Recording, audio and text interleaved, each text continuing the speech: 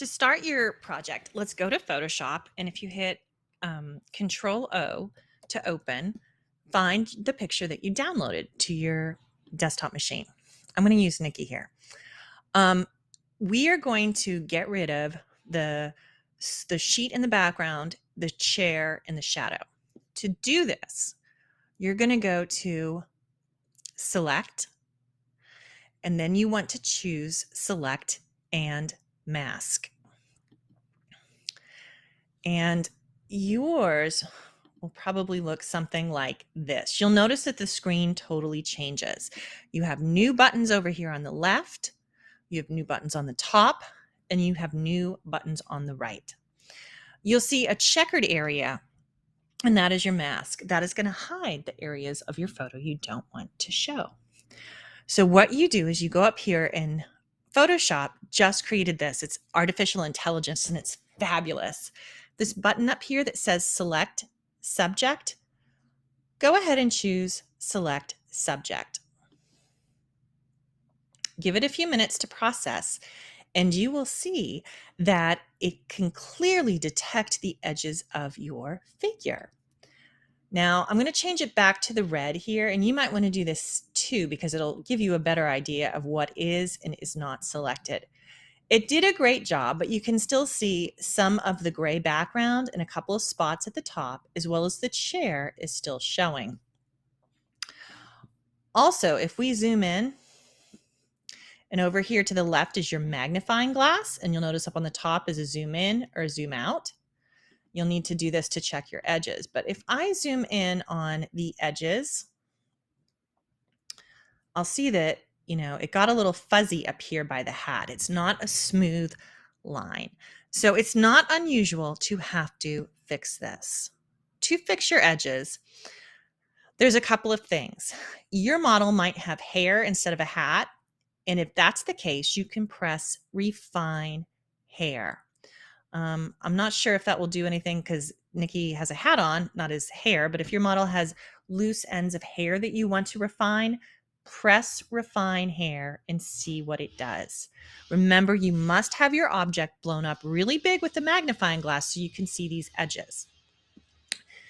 So it's totally normal to have to kind of fine tune your mask. Again, the red part is the mask. That's what is not going to show. And you'll see your photograph. So I'm going to show you how to smooth out these edges of areas. Go to your right-hand side screen and you're going to scroll down. You'll see these global refinements, and you want to take your smooth and pull that up to about maybe 30-ish. And then you're going to go to your paintbrush tool, which is in the upper left.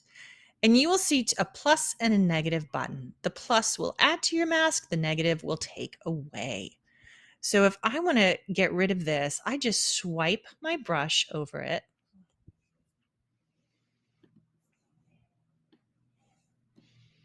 And it takes a second for the machine to process. So be patient with this. But you can see that as I swipe, it gets rid of what I don't want. You'll also see that the edge got quite a bit smoother. By increasing my smooth on the global refinements, I'm going to adjust a little bit. You can see that the edge is much better.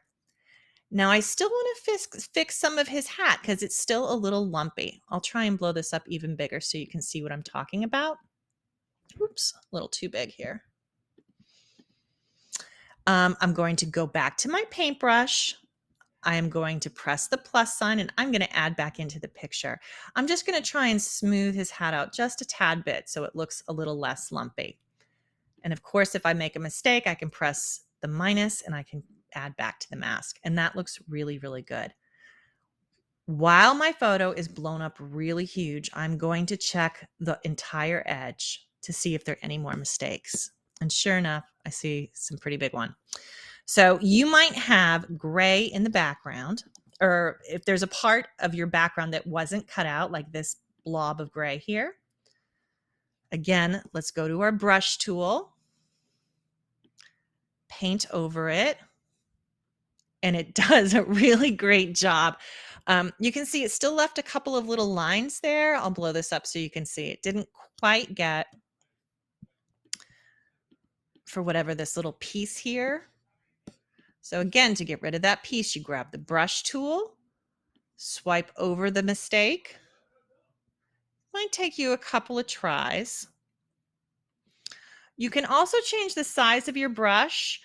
However, the larger you go with your brush, and you can see how if I go really big, you should be able to see a circle here.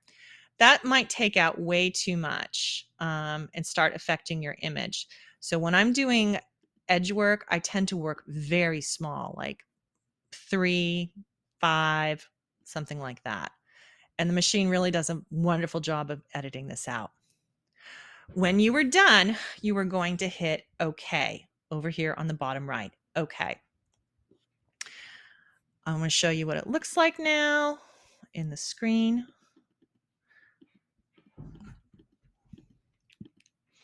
I'd still have to take out the chair and I still have to take out that dot, but you can see you have a really clean picture now. You'll notice though the background has these checkerboard, and that's because it's transparent. We want to put in a white background. So you're going to go over to your layer menu. And if you don't see your layer menus, you'll look on the right for the 2 diamonds of layers. You can also go to your window and press layers to see your menu. But you'll see that here is your picture and here is your mask. To get back to your mask, if you need to, you can double click on it and it will come back here. There's your photo. Sorry, didn't mean to do that. And there's your mask. And those are in your layers menu. We're going to add a pure white background behind this. So we're going to hit the plus sign to add a new layer. We're going to drag that layer 1 underneath the previous one. Now we're going to paint it white. So go to your left and grab your paint can. Go down to your colors. Make sure there is white on top. If there's not, you can click that square and choose white and then hit OK. But then you're going to go over to the checkerboard area and just click, and you'll see that it fills in white. This will also really help you to be able to check your edges. Again, blow this up very, very large. Don't trust that it's good enough. You want to blow it up large and make sure that you have a beautiful sharp edge on all areas. When you do, to save your document, go to File, Save As. This is incredibly important, so please follow this carefully. You're going to save on your computer. Rename your file with your name on it so I know who it is. And you're going to notice it's a .psd file. The format saves as a Photoshop file. You must save it this way. This is what keeps your layers separate. If you save it as anything else, it will compress your file and you'll lose your mask. So you don't want to do that. So save it as a Photoshop file. Make sure you know where you're saving it to. I'm just going to save it to the desktop and then press save and then hit OK. Now you need to go back to your Google Drive and upload it. So I'm going to go back to my Google Drive. You can go to your Google Classroom too, but I just want to show you what to expect. When you hit new file upload, you're going to look for your PSD file, and hit open.